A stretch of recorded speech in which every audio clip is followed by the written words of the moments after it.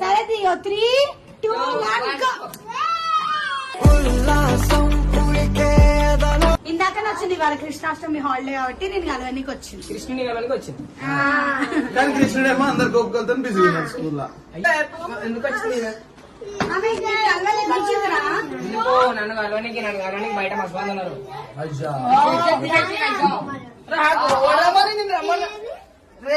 నీకు బాగా మదం ఎక్కిందిరా గోవర్ధన. అది కాదు. సరే ఎందుకు వచ్చినావు ఒక మాట. అరే నిన్ను కలవనికి వస్తే ఎందుకు గుండె